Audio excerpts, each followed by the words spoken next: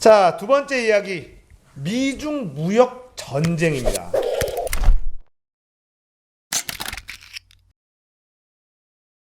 지금 이 미국과 중국이 무역 전쟁이 멈출 기세가 없어요. 네. 꽤나 오랫동안 진행이 됐는데 한바탕 더 합니다, 지금. 예.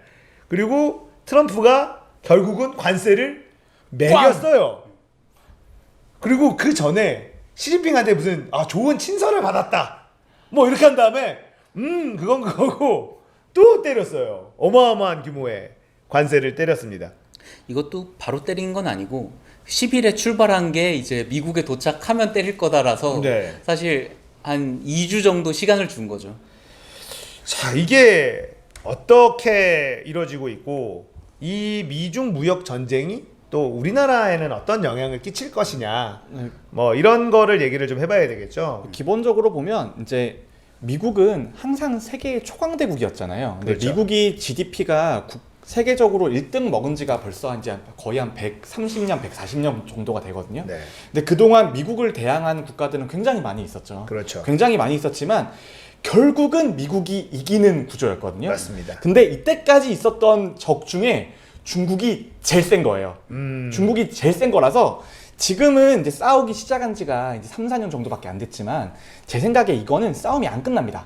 한 명이 완전 꿇을 때까지. 한 명이 꿇을 때까지 가는 거라서 그때까지는 지금 트럼프가 대통령이어서 지금 트럼프가 되게 멋있게 하다가 빵 때리고 그 다음에 웃으면서 칼 꺾고 그런 걸 하는데 트럼프 말고 다음 대통령이 들어와도 똑같은 정책 기조는 똑같이 유지가 될 거라는 게 제 생각이에요. 네.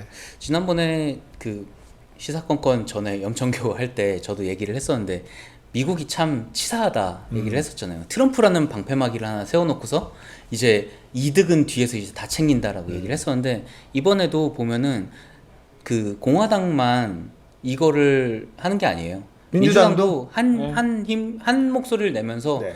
같이 때리고 그 중국 뭐 이거 하는 거 찬성을 하고 있거든요. 그러니까 이게 단순히 트럼프라는 사람의 문제가 아니라 그냥 미국이라는 나라가 가지고 있는 아까 말씀하셨듯이 그 강대국과 강대국의 이제 패권 싸움이라고 보는 게 좀 더 정확하지 않나요? 그렇죠. 그러니까 우리나라가 얼마 전에 이제 그 일본산 수산물을 수입하지 않아도 되는 WTO에서 이제 판결을 이겼죠. 했잖아요. 네. 그런 WTO 같은 거는 우리나라처럼 약한 나라들을 위해서 존재하잖아요. 네. 근데 WTO 위에 있는 게 미국, 중국이잖아요. 아 그렇죠. 걔네들은 뭐 상관없죠.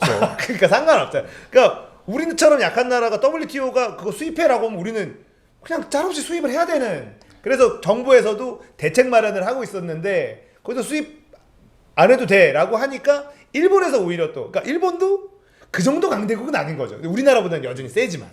그 WTO 같은 거는 이제 다자간 그 네. 협정이잖아요. 네. 그러니까 미국은 별로 좋아하지 않습니다. 그렇죠. 미국은 1대1로 붙자. 뭐하러 그렇게 껴서 하냐. 자유 FTA 하자. 그러니까 너와 나 1대1의 관계지 왜 다른 나라 들게 하냐. 근데, 네. 근데 저는 기본적으로 그나마 우리 전 세계가 1900년대 이후로 핵전쟁으로 멸망하지 않은 유일한 이유는 뭐냐면 미국 땅 위치에 미국이 있기 때문이에요. 미국 땅 위치에 소련이 있었다. 미국 땅 위치에 독일이 있었다. 미국 땅 위치에 중국이 있었다.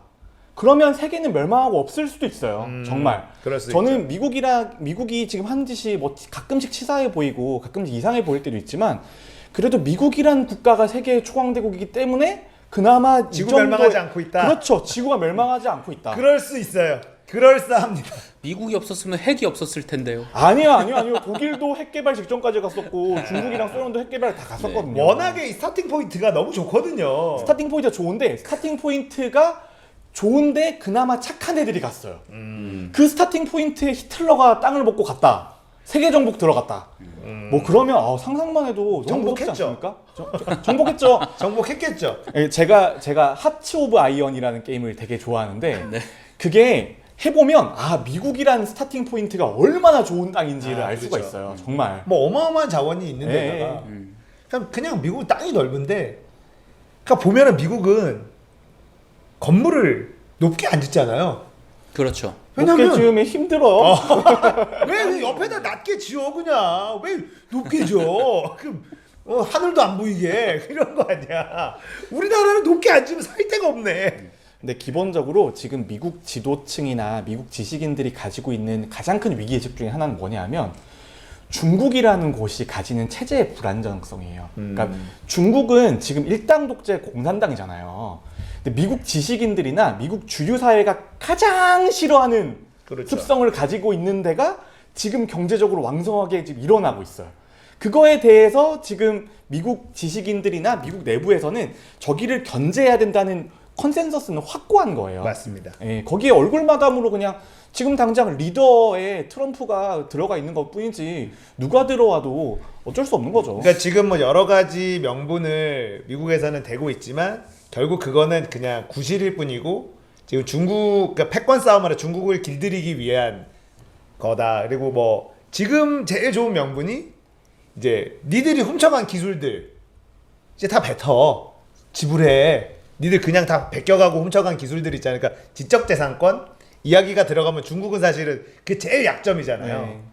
그 미국이 저는 한 10년 전쯤에 한번 중국의 위기를 한번 겪었다고 생각을 해요.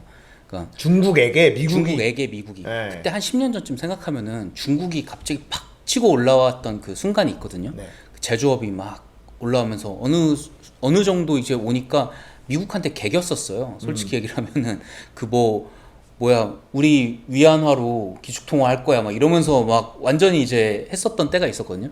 근데 그때 미국이 이제 중국을 꺾은 이유가 뭐냐면 그때쯤부터 갑자기 뭐 구글이니 페이스북이니 애플이니 하면서 미국의 그 첨단 그 IT 산업들이 엄청나게 이제 붐을 성장, 일으키면서 세계를 다시 한번 이제 그 재편을 한 거죠. 그러니까 그 전에 제조업이나 그런 그 기존의 그 산업 사회에서 그 갑자기 이제 IT 산업과 이제 첨단 산업으로. 소프트웨어 네. 그런 쪽으로 이제 그 첨단 산업으로 가면서 이제 중국은 결국은 세계의 공장이 되고 그 세계의 머리 그 핵심은 이제 미국이 그 가져가면서 그때쯤부터 갑자기 또 이제 미국이 더 세지니까 이제 중국이 좀 깨갱깨갱 했었거든요. 우리가 그동안 뭐 잘못했습니다 뭐 이런 느낌으로 이제 갔었는데 요즘에 다시 그 옛날에 그 불안했던 마음이 다시 돌아오고 있는 것 같아요. 중국이 굉장히 이제 올라오고 있잖아요. 돈이 뭐 어마어마하게 많죠 중국은. 중국이 예전에는 진짜 그냥 단순하게 뭐 바느질이나 하고 단추나 붙이고 뭐 인형이나 팔고 이러던 데였는데 어느 순간 보니까 엄청나게 이제 첨단의 이제 그렇죠. 핸드폰이나 그런 기술들도 막 올라오고 있고 반도체도 만든다 그러고 자동차도 만든다 그러고 뭐 첨단적인 거는 다 가져가면서 문제는 뭐냐면은 그러면서 소프트웨어까지도 중국은 다 막아놨잖아요. 유튜브 막아놓고 페이스북 막아놓고 구글 막아놓고 자기네들 안에서 뭐 아마존 같은 것도 막아놓고 뭐 알리바바 키우고 뭐 하면서 다 막아놓고 자기 안에 있는 내수로 이제 어느 정도 경쟁력이 있는 시스템들을 계속 구축해 나가고 있단 말이에요. 그렇죠.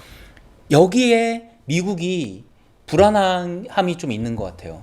그래서 많은 사람들이 거기서 얘기를 하는 게 이번에 미국에서 그 제재를 하고 있는 것 중에 보면은 그 첨단 기술 관련된 것들을 굉장히 많이 네. 그 막고 있습니다. 그러니까 중국에서 미국으로 이제 수출을 하려고 하는 그런 첨단 그런 산업 관련된 그런 부품들 그런 것들의 관세를 대폭 매겨가지고 중국이 그런 산업을 하기 좀 어렵게 만들려고 하는 게 있고 그리고 두 번째로 아까 말씀하셨던 지적재산권 관련된 그 부분이 법으로 만들어서 너희들이 규제를 해라라고 얘기를 하고 있거든요. 근데 중국은 그렇게 안 하고 우린 노력을 할게라고 얘기를 하는 부분에서 이제 둘이 좀 이제 싸우고 있는 거죠. 너희가 그렇게 법으로 만든다고 했는데 안 했어. 그리고 이쪽에서는 우린 노력한다고 했잖아. 우린 노력할 건데 왜 우리한테 뭐라 그래? 법은 좀 이제 우리도 좀 생각을 해봐야지. 이런 느낌으로 이제 둘이 싸우고 있는 거거든요.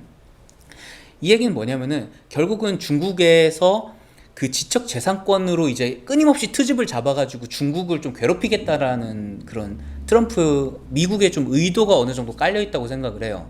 그래서 핵심적인 건 뭐냐면 결국은 미국이 정말 원하는 건 뭐냐면은 중국은 시장이 아니다 이런 식으로 얘기를 하고 있거든요. 그 얘기는 뭐냐면은 너희 지금 가둬놓고 있는 첨단 산업 시장, 핸드폰 비롯해서 인터넷 이런 것들 개방을 슬슬 해라. 그래서 미국이 원하는 거는 결국은 미국이 주도하는 구글이나 페이스북이나 애플이나 그런 쪽에 그 실리콘밸리 생태계에 중국을 좀 그 아래로 편입시키고 싶은 마음이 좀 있는 것 같아요. 근데 저는 기본으로 어떻게 생각하냐면은 미국은 지금 게임으로 생각을 하면 미국은 지금 물량은 딸려요. 네. 물량은 딸리는 상태예요. 근데 지금 미국은 싸우면 계속 이기거든요. 그 이유는 업그레이드가 빠르기 때문이에요. 테크 트리를 빨리 탔기 때문이에요. 최종 테크의 네, 유닛들이 계속 나오고 있는 거지. 고테크 유닛이 나오고 있는데 네. 근데 이제 그 중국은 그냥 1티어 유닛들이 엄청 많이 나오고 있는 상황인데 가만히 보니까 야금야금 고티어 유닛이 섞여 나오기 시작하거든요. 근데 네. 숫자가 되게 많아. 그렇죠. 자원도 되게 많이 먹고 있어. 그럼 당연히 후달리는 거죠. 후달리는 거니까 미국의 선택지는 하나예요. 테크를 계속 테크 격차를 유지를 해야 돼요. 그 테크를 조금 더 테크를 빨리 타고 그 다음에 중국이 테크 따라오면 그 위로 빨리 점프하고 그런 게 필요한데 지금 미국이 가장 우려하는 거는 우리가 게임 같은 걸 하다 보면 첩보원들이 기술을 빼내오잖아요. 그냥 테크트리 안 타고 그냥 바로 그냥 퍽 찍어서 그냥 가지고 온 것들. 그게 지금 제일 걱정이 되는 거예요. 그러니까 중국이 그러니까 훔친 기술로 그렇죠. 뭔가를 툭툭 만들어내는 근데 거. 그러면 이제 그 테크가 똑같아지니까 그렇지. 그때부터는 이길 수가 없잖아요. 이길 수가 없는 건데 중국 입장에서는 뭐 지재권, 뭐 지적 재산권 그런 것들 이야기도 있는데 중국은 기본적으로 자기네 시장을 남한테 개방할 생각이 아예 없어요. 기본적으로 없어요. 그 미국도 이제는 알아요. 저 시장에 들어갈 수 없구나. 그럼 미국이 원하는 건 뭐냐 하면 최소한 자기 기술을 빼앗아가지 않는 거 정도를 원하는 거예요. 그런 의미에서 지금 미국의 전략은 생각보다 되게 괜찮긴 괜찮은데 근데 저도 미국도 좀 짜증나는 게 세상 이래에 지적재산권이 제대로 보호됐던 시절이 있었나요? 우리나라도 일본 걸 뺏겼고 일본도 미국 걸 뺏겼고 미국도 거슬러 올라가면 영국의 홍차 털던 거부터 시작이잖아요. 근데 영국은 또 프랑스 거 털었던 거고 그렇죠. 그런 식으로 결국은 우리가 인류 일의 지식이라는 건 내가 그 지식을 독점할 수 있는 성질의 건 아니에요. 내가 무슨 물리 법칙이나 수학 법칙을 발견했다 그게 나만의 것은 아닌 거잖아요. 내가 조금 빨리 그걸 알아냈을 뿐이지. 그래서 이 지적재산권이라는 개념은 그런 의미에선 그냥 미국은 공격 수단일 뿐이고 미국은 그걸로 시간 벌고 태클을 더 올리는 거. 그게 목적인 거죠. 그러니까 지금의 미국과 중국의 싸움은 어쨌든 단순히 뭐 무역 불균형이다 이런 여러 가지 구실이 있지만 미국 입장에서는 중국을 길들여야 된다. 중국을 더 미국을 넘보는 마음을 아예 없애야 된다. 그러니까 무릎을 꿇려야 된다. 중국의 무릎을 꿇려야겠다 이런 속내가 있는 거고 이때까지 인류의 역사에서 미국하고 싸워서 이긴 상대는 없다. 현재까지는. 근데 중국이 자신감이 있는 것 같아요. 이번에 2025 뭐 무슨 중국 뭐 그걸 선언을 하면서 2025년까지 뭐 강대국이 되겠다 뭐 이런 네. 그 선언까지 했잖아요. 그 얘기는 뭐냐면 6년 정도면 미국 기술 우리 따라잡을 수 있어 라는 얘기랑 저는 비슷하다고 봐요. 저도 이제 중국 쪽 관련돼서 예전부터 관심이 많아서 들여다봤는데 제 생각은 시진핑 때문에 중국은 되게 지금 무리수를 많이 두고 있다. 예, 그러니까 지금 이제 풍족한 것도 많은데 많은 부분이 이제 거품과 비주로 지금 중국 경제가 이렇게까지 온 상황이란 말이에요. 그래서 이 거품이 아무리 규모가 커도 미국조차도 거품이 한 번씩 꺼지면 덜컹덜컹하면서 힘든 구간을 겪는데 중국은 이게 일당 독재에서 일어나고 있는 거품과 비주로 막 이제 돌아가고 있는 경제다 보니까 이게 거품이 한번 꺼지는 타이밍이 오면 굉장히 힘든 구간을 겪을 수밖에 없다. 근데 이게 문제는 중국이라는 나라가 워낙 크니까 전 세계가 중국발 경제 위기가 전 세계가 한 번은 겪을 수밖에 없는 결코 한 번도 안 겪고는 넘어갈 수는 없을 거다. 그게 저는 이렇게 생각을 하거든요. 뭐 사실 제일 아픈 게 돈으로 때리는 게 제일 아프긴 한데 네. 그게 마지막으로 가지고 있는 미국의 카드인 것 같아요. 그 중국을 환율 조작국으로 지정을 해놓고 돈으로 때리면 그 말씀하셨던 그게 한번 터질 수가 있거든요. 그러니까 어느 정도 쫓아오다가 오다 이게 이거 못 맞겠는데 싶으면은 미국이 마지막 한 수가 되지 않을까 싶어요, 저는. 그러니까 어쨌든 지금의 중국에서의 그러니까 시진핑이 원래 앞선 중국의 지도자들이 했었던 집단 지도 체제나 그래도 일당 독재지만 그 안에서 균형과 견제가 있는 이런 시스템을 시진핑이 다 없애버렸단 말이에요. 이게 저는 중국의 위기를 부를 거다라고 전부터 생각을 했어요. 저도 동의하는 게 지금 시진핑 때문에 우리나라도 그렇고 미국도 그렇고 10년 시간을 10년 정도 번 거예요. 시진핑이 아니었으면 지금 예전에 집단 지도 체제나 약간 건전하게 돌아가던 시절이잖아요. 네. 그 시절 5년만 더 갔으면 지금 이미 거의 다 따라잡혔습니다. 그럴 수도 있어요. 네, 근데 지금 시진핑 형님이 계시기 때문에 우리가 지금 그나마 좀 마음 편하게 지낼 수 있는 거예요. 근데 요즘에 C팝 아세요? C팝? 네. 중국에서 K팝 대항마로 C팝을 내고 있거든요. 요즘에. 아, C팝을 내고 있는데 이는 C팝이 될 리가 없어요. 네. 중국은 검열을 아직까지 엄청 독하게 하잖아요. 네. 곰돌이푸도 못 나간 방영이 안 되는 세상인데 그러니까. 그런 세상인데 근데 결국은 요즘 세대의 과학 기술이라고 하는 거는 어느 정도의 창의성이 필요해요. 왜냐하면 예전처럼 열심히 천재들 몇 명 방에 가둬놓고 굴리는 걸로는 이제 태클을 못 올리는 시점이 왔거든요. 근데 지금은 어느 정도 좀 자유로운 생각이나 뭔가 좀 다른 분야 간의 융합이라든지 그런 것들이 필요한 시대거든요. 그런 시대에서 진핑이 형이 지금 C팝을 하고 있으니까 우리는 매우 그나마 정말 천재 이루의 기회예요, 지금. 그 중국이 사실은 그 등소평부터 네. 이제 개방 개혁을 그렇죠. 하면서 경제 개발이 막 이제 이루어지고, 근데 등소평이 주장했었던 얘기했었던 거를 시진핑이 다 없애요. 그러면서 시진핑이 주장하는 게 1대1로 네. 그다음에 기축통화 위안화를 기축통화하겠다 하면서 야망을 되게 노골적으로 드러내거든요. 근데 네. 등소평에 했었던 거 우리는 다 숨기고 칼을 그렇죠. 갈면서 뭐 해야 된다. 갑자기 이게 기억이 안 나는데 그런 거를 얘기를 했었는데, 시진핑이 오면서 집단 지도 체제라든지 건전한 그나마 일당이지만 그 안에서 견제가 이루어지면서 될 수 있는 시스템을 시진핑이 무너뜨리고 뭔가 강력한 중국의 뭐 야망을 드러내면서 미국한테 이제 대놓고 찍히는 거죠. 네. 그러니까 저는 미국이 타겟팅을 했기 때문에 중국발 경제 위기는 아무리 중국이어도 이거 버틸 수는 없을 거다. 근데 저는 그런 생각도 해요. 그래도 아무리 테크가 높아도 물량이 쏟아져 나오면은 안 되잖아요. 그러니까 중국의 물량이라는 게 그렇게 또 그 찍어 누른다고 눌릴 건가? 라는 생각도 좀 해요.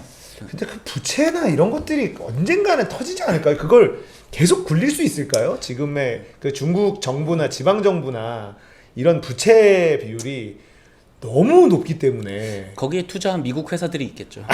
그러니까 이게 쉽지가 않은 거예요. 허브 완능경. 근데 저는 그래도 미국이란 나라가 최고의 장점은 미국의 제도예요. 미국의 자유민주주의, 그다음에 시장 경제의 제도거든요. 근데 그 미국에 유학 온 중국 애들 보면 중국에서 제일 똑똑한 애들이 미국으로 와서 미국에 눌러 살아서 미국 시민으로 살려고 해요. 중국의 똑똑한 사람들이 중국에 남아 있으려고 안 하거든요. 그렇죠. 그런 것 때문에 중국에서 무슨 애국심을 강조한다거나 뭐 강제로 데려온다거나 그런 것들을 하지만 계속 인재가 미국으로 유출되는 건 변함없는 사실이에요. 그러니까 그런 기본적인 루트가 있기 때문에, 그리고 미국은 결국은 세계에서 가장 똑똑한 사람들을 미국에 다 불러 모으고 있잖아요. 그렇죠. 결국은 가죠. 우리나라에서 똑똑한 사람들도 미국으로 다 미국 가죠. 가잖아요. 그래서 그런 것들을 보면 미국이라는 그 기회, 그 다음에 자유, 그런 것들이 주는 메리트가 분명히 있단 말이에요. 그래서 저는 지금 이대로 가면 결국은 어느 정도의 격차는 계속 유지가 되는데, 그래도 좀 걱정되는 건 뭐냐면 중국의 경제 위기가 크게 오잖아요. 그럼 전 전쟁 날까봐. 전쟁이 나거나 아니면 우리나라에 정말 심한 경제 위기가 오거나 그것 때문에 우리가 힘들 수 있거든요. 그거를 이게 우리가 사드 한한령으로 완전 경험했죠. 먼저 맞아서 중국발 경제 위기가 와도 다른 나라의 그 이 동남아까지 해서 중국과 이렇게 밀접한 나라 중에 가장 그러니까 타격을 덜 입을 거다라고 분석하는 사람들도 전문가들도 있더라고요. 그래서 이미 우리가 약간 그 박근혜 정부 좀 덕분에 맞아봐서 안다. 백신을 맞은 거다 중국한테. 그래서 우리가 우리가 그네짱처럼 어떻게 이것까지 다 봤지? 그런 얘기도 있어요. 근데 또 반대로 어떤 입장에서는 중국이 한번 때려봐가지고 쟤네는 때리면 쪼는구나. 네. 그래서 다음에도 때려야지 이렇게 생각하는 그런 그러는 사람들도 뭐 있더라고요. 분석들도 있고. 그러니까 제가 학교에 있을 때 되게 쭈구리였거든요. 근데 한번 맞아보면 네. 되게 서글퍼요. 신고도 못해. 맞으면 계속 맞아야 돼. 그 지금 보면은 이제 뭐 중국 어느 지역에 롯데가 크게 뭐 롯데가 이제 뭐 백화점 유통이나 이거 하려는데 이거를 허가를 안 내주고 지고 있다가 이제 해라라고 하는데 롯데가 지금 할까 말까 그냥 이거 통으로 날릴까 네. 이러고 있는 상황에서 중국에서는 너 롯데한테 빨리 하라고 막 재촉하고 있는 상황이더라고. 그러니까 지금 전세가 중국도 지금 상황이 지방 정부로 넘어가면 이런 외국 자본들이 뭔가를 하려고 했었던 걸 안 하면 여기도 타격을 굉장히 입는 상황인 그렇죠. 것 같더라고요. 그래서 근데 중국도 마음에 안 들고 롯데도 마음에 안 들면 도대체 누구를 응원해야 되는 거야 이거는? 그래도 중국에 있는 롯데면 롯데가 좀 손해보고 거기를 그냥 펑 터뜨리고 나오면 좋은 상대입니다. 아 진짜 누구를 응원해야 돼? 중국에서도 이건 손해를 도대체. 보지 않을까. 네. 자, 미중 무역 전쟁 관련돼서 이야기를 해봤는데 어쨌든 미국과 중국의 패권 싸움, 세 개의 패권을 두고 싸우고 있고 그게 중국이 일단은 계속해서 뭔가를 양보하는 듯하지만 미국은 끝없이 계속 지금도 때리고 있는 상황이에요. 이게 결론이 어떻게 날지. 그리고 지금 당장의 관세를 가지고는 우리나라가 타격을 좀 입을 거다. 왜냐면 중국 수출이 막히면 중간재를 우리나라에서 많이 수입을 해서 완성품을 중국에다가 많이 팔고 있다. 이런 얘기를 해서 그런 중간재 수출이 많이 막히면 대한민국 수출 경제에도 타격이 좀 있을 수 있다. 이런 얘기들도 있더라고요. 근데 그 비율 자체는 그렇게 크진 않다고는 해요. 그런데 중국이랑 미국이 싸우면 결국은 가까운 데부터 이제 좀 아프기 시작하는 거죠. 특히 우리나라 같이 수출 위주의 그 세계 경기에 이제 오락가락하는 그런 나라 같은 경우에는 중국이랑 미국이 사이가 안 좋으면 거기 중간에 껴가지고 아마 새우등이 좀 터져야 되지 않을까. 지금 우리나라는 자유주의 무역에 가장 큰 수혜를 받고 있는 나라 중에 하나거든요. 네. 근데 그래서 결국은 글로벌 경기가 둔화가 되거나 아니면 큰 파워끼리 싸우면 우리나라는 무조건 손해 봅니다. 우리나라는 무조건 평화로워야 돼요. 네. 이거 사실 둘 다 이거 관세 매기면서 윈윈 아니에요. 둘 다 손해예요. 맞습니다. 둘 다 손해인데도 지금 이제 뭐 자존심 싸움을 하는 건지 뭔지 모르겠지만 어쨌든 그래서 싸우고 이제 있는 거죠. 이게 패권 다툼이라고 네. 얘기하는 게 네.